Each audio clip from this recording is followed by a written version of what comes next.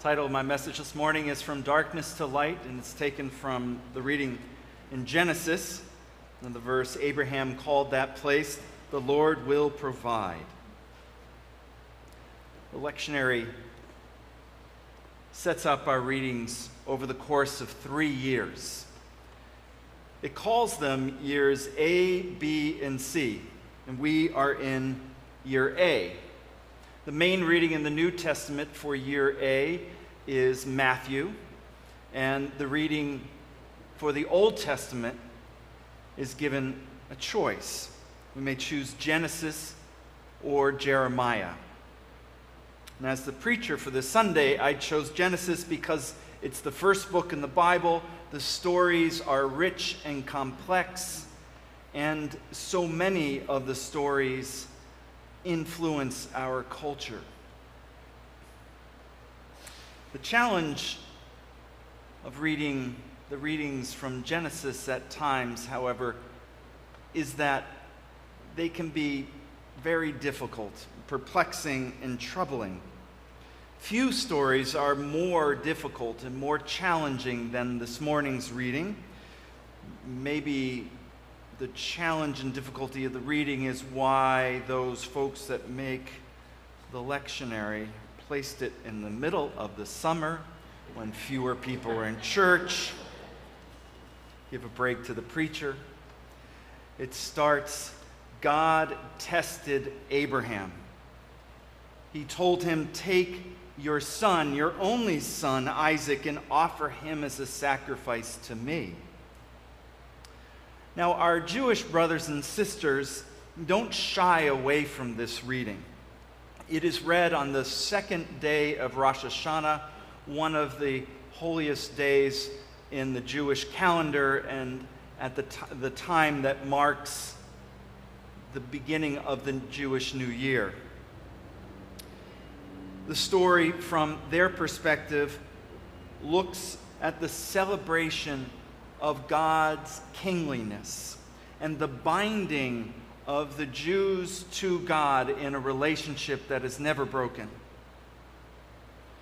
Our Muslim brothers and sisters read it on Eid al-Adha, one of the holiest days in their calendar. Its name means Feast of Sacrifice.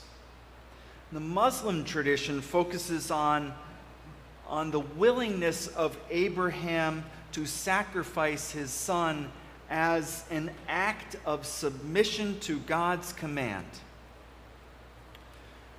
The Christian view really has two branches. One tends to lean toward sacrifice, but in a different point of view than the Muslim viewpoint. As Christians, we cannot help but hear John 3:16 when this reading is read. In the John reading, it reads, "For God so loved the world that he gave his only Son. He gave Jesus as a sacrifice to save all who believe in him." The story of the sacrifice of Isaac parallels the story of the sacrifice of Jesus. God's willing to give his only Son to save humanity. The second branch, the second understanding in Christian tradition, looks at it a bit differently. As we heard in the reading, it starts out with, God tested Abraham. God wanted to see if Abraham is up to the task, is worthy of being the father of the religion. In fact, as I mentioned last week, of 3 religions. Does Abraham measure up? So we needed to test him to see if he was obedient. God wanted to know if Abraham trusted God. He had some cause. If you've read enough of the book of Genesis, Abraham does and doesn't follow exactly what God wants most of the time up until now. I want to send you to the land. Well, it looks like the land's having a hard time. We'll go down to Egypt. Okay, you're going to the land of Egypt. Well, it's going to be a little dangerous there for me. Sarah, tell them you're my sister. There's this tendency in Abraham not to quite follow what God wants.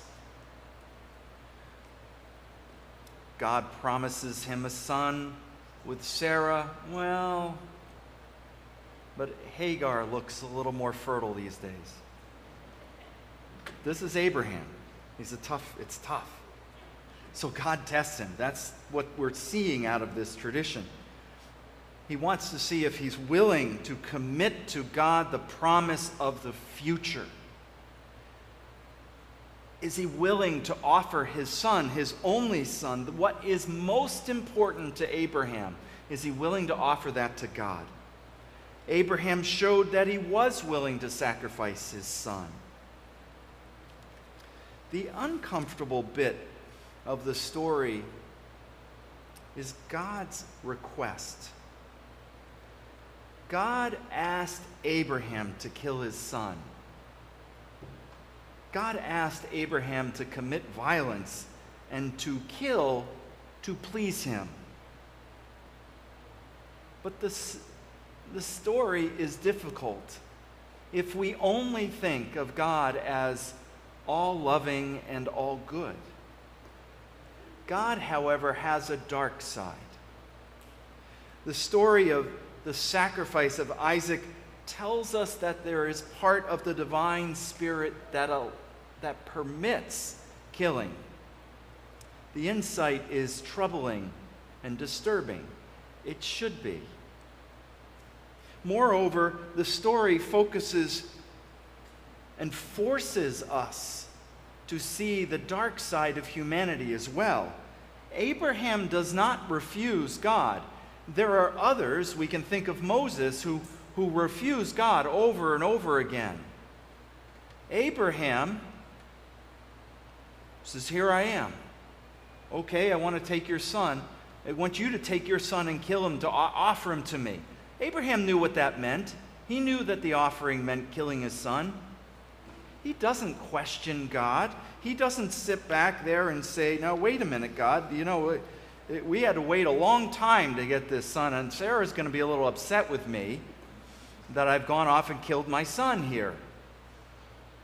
And what will we do? What will happen to my inheritance? All those issues that were so important to him now are not. They don't even rise. He just says, he doesn't say anything.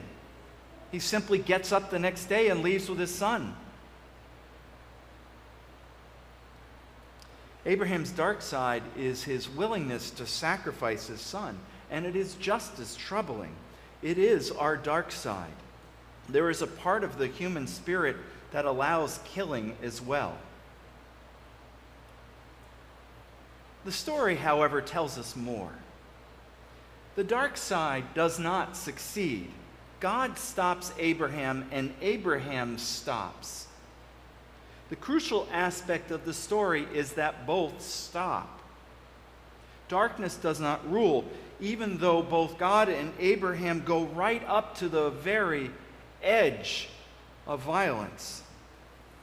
The dark side of the divine and humanity do not win out. Goodness, grace, and love overcome darkness.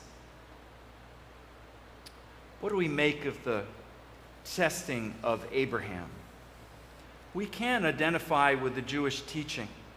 We can see it as binding ourselves to God. We can identify with the Muslim teaching as well. We can see it as a willingness to submit ourselves to God's will. We can also see it as foreshadowing Christ's sacrifice on the cross. Or we can look at it from another viewpoint. The testing of Abraham is an exploration of our dark side. It explores the question of limits. How harshly do we punish our children for their mistakes? How much do we punish ourselves for the wrongs that we have done? How far do we go to show our love for God? When do we say no? When do we say that is enough? Limits on our actions are important for us to consider. You and I may think that we have the question of limits under control, that they are not a problem for us. I would like you to consider, however, the famous experiment from the middle of last century. The Milgram experiment conducted at Yale immediately after World War II tested people's obedience to someone in authority. It put people's personal conscience in conflict with authority. If you're not familiar with the experiment, average people from the streets of New Haven were brought in, of all walks of life. They were asked to participate in an experiment. There were two people. One sat down at a control panel, was given a set of questions to ask the other person. There was an observer there in a lab coat who had the air of authority, of a doctor. The other person was in a room that could not be seen, but they could hear. The person would ask the question. In the beginning, the person answered, in the other room answered correctly, but the questions became harder, and they would start to get them wrong. And if they got them wrong, the person in the lab coat, the person of authority, would say, "You need to press the button." By pressing the button, a shock was given to the person in the other room as punishment for getting the answer wrong. The questioning continued. At first, the shock was light, minor, and the person was like, "Oh, what was that?" But soon, more wrong answers came across the intercom. And at each wrong answer, the person would go up the dial, and the shocks would become more intense. What was remarkable is that the person at the table asking the questions in front of the control panel would hesitate, would ask a question, and the doctor, the person in the lab coat would say, no, go ahead, this is what we're supposed to be doing. And the person didn't really protest. And they would continue, and the voice would sound more distressed. It would continue and continue until the protests were severe. Now, in truth, the person on the other side was a plant, and the shock wasn't happening, but the person at the table did not know that. And that was the challenge of the Milgram experiment. It was trying to understand how what happened in Germany could happen. What was it about human nature? Was there an aspect of human nature that would give over to authority easily? The answer was disturbing and troubling. The answer was yes. It found that an unexpectedly high portion of people obeyed someone in authority, even if doing so might harm another person. We all have a dark side by which we can do things that are disturbing and troubling. It is best for us to admit it, stare into the darkness, and use goodness, grace, and love to conquer it. And like Abraham, we can call that place, "The Lord will provide," because with God's help, we can overcome the darkness, and we can live truly as people in God's light.